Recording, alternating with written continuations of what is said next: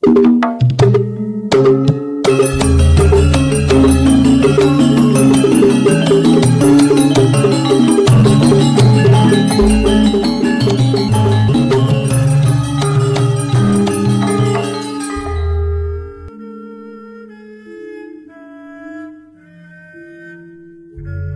Ibu, para kadang kinasih, simbah-simbah lan adik-adik, para rama, suster, bruder berkah dalem Gusti. Sugeng rawuh wonten ing PDSK channel menika. Kados pundi kabar panjenengan? Mugi-mugi bagas kasarasan kesehatan kawilujengan. Tansah mengku kula panjenengan sami anggenipun kelampahi gesang ing dinten menika. Lan mugi-mugi lumantar panglimbang basa Jawi wawasan Injil, kula panjenengan sansaya saged gayuh iman kapitadosan ingkang leres lan mantep. Langkung-langkung anggenipun kula panjenengan sansaya wantun nderek Gusti kanthi setya lan martosaken kasaenan-kasaenan dalem. Langkung-langkung bilih Gusti Yesus menika dados juru wilujenging donya ingkang nebus dosa-dosa. Temtu kemawon anggenipun asumpah seksen menggaing kekeran kawilujengan dalem menika boten gampil. Awit menapa Gusti Yesus rawuh ing alam donya wiwit sakawit menika ya nuwuhake cerah sulaya, nuwuhake dredah. Wonten ingkang pura nampi rawuh dalem Gusti, wonten ingkang nolak. Lan ing situasi menika antarane sing nampa karo sing nolak terus relasine ya dadi ora apik, dadi ora rukun. Lan menika dipun ketinggalaken Gusti Yesus supados para murid tansah siap lan siaga anggenipun nampi situasi-situasi menika. Kula panjenengan sami ingkang gesang ing jaman modern, ing jaman sakmenika ugi ngalami sing sami. Rawuh dalem Gusti utawi iman kapitadosan dumateng Gusti Yesus menika ya ndadosaken relasi kalian tiyang sanes menika boten sae. Mergo agama ing antarane sedulur, saomah, kakang adi, wong tuwa anak terus dadi ora apik. Awit nggih sepisan malih anggenipun Gusti rawuh menika wonten sing pura nampi, wonten sing nolak. Gumantung anggenipun tiyang bangun sikap dumateng rawuh dalem Gusti. Pramila monggo kita pirengaken sabda dalem Gusti ing dinten menika lan kita wiwiti kanthi sembahyang sawetawis. Konjo ing asma dalem Yang Rama saha Yang Putra tuwin Yang Roh Suci. Amin. Suawi sami munjuk Gusti Yesus sabda dalem Yang Rama ingkang sampun manjalma. Mugi karsa ngandika dhateng kawula wonten ing asepen ing telenging manah kawula. KBKO kegiatan lan panglipur ingkang manjing ing sabda dalem kapenuwana kawula mawi ro ing kawicaksanan dalem. Mugi-mugi srana anggen kawula maos lan mirengaken sabda dalem kawula sansaya nunggil ing sampeyan dalem. Amin. Waosan Injil kapetik saking Injil Lukas bab 12 ayat 29 ngantos dumugi 53. Nalika samono Gusti Yesus ngandika marang para murid mangkene, rawuhku ing donya iki ngasta geni, lan kaya ngapa kepenginku bisane geni iku murup. Aku kudu nampa baptis lan sepira prihatining atiku sadurunge iku kelakon. Apa saka pangiramu rawuhku iki nggawa katentreman? Dudu katentreman kandhaku, nanging pasulayan.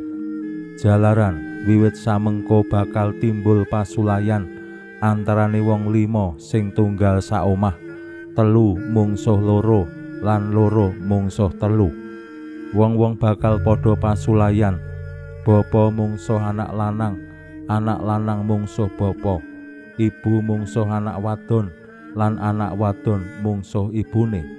Ibu maratuwa mungsuh mantune wadon lan mantu wadon mungsuh ibu maratuwa. Makaten sabda dalem Gusti. Suawi sami munjuk Gusti, kawula munjuk sembah nuwun karana sabda dalem sabda dalem dadosa obor ingkang madangi margining gesang kawula. Katuntuna kawula sageta sabda dalem menika numusi manah ngantos tansah ngrembaka kangge nggayuh gesang ing swarga. Amin. Bapak Ibu para kadang kinasih simbah-simbah lan adik-adik, waosan Injil dinten menika yen dilimbang-limbang sekilas kados-kados nuwuhake pitakenan ageng wonten ing manah kula panjenengan, nggih minimal wonten ing manah kula. Gusti rawuh kok ngasta geni, kula lajeng bayangke kaya wonten demonstrasi terus ana sing duweni niat ala bakar-bakaran nggawa bom molotov sing siap disumet. Mengko nek wis saate bome disumet, metu genine terus diuncalke nggon bangunan utawa kerumunan wong lan sapanunggalane. Menika ingkang kula bayangke, wong sing ngasta geni gumantung niate apik apa ala. Nek geni menika saka rek, menika penting kanggo wong sing ngudut. Wong duwe rokok ning ora duwe genine, cilaka. Lan Gusti ngendika anggenipun rawuh menika mboten ngasta katentreman ning pasulayan. Nah menika nggih perkawis sing gegirisi, kok rawuh dalem Gusti malah ngasta pasulayan, padahal kula panjenengan anggenipun pitados ing Gusti, anggenipun derek Gusti menika lak kepengin ngraosaken katentreman, urip sing damai, aman, tentram. Ning kok malah Gusti ngendika rawuhku ora ngasta katentreman ning pasulayan. Pripun menika? Nah, yen kula panjenengan namung nampi sacara harafiah, sacara sekilas tentu lajeng miyur. Lho kok ngono? Berarti aku le pitados ro Gusti kleru, salah.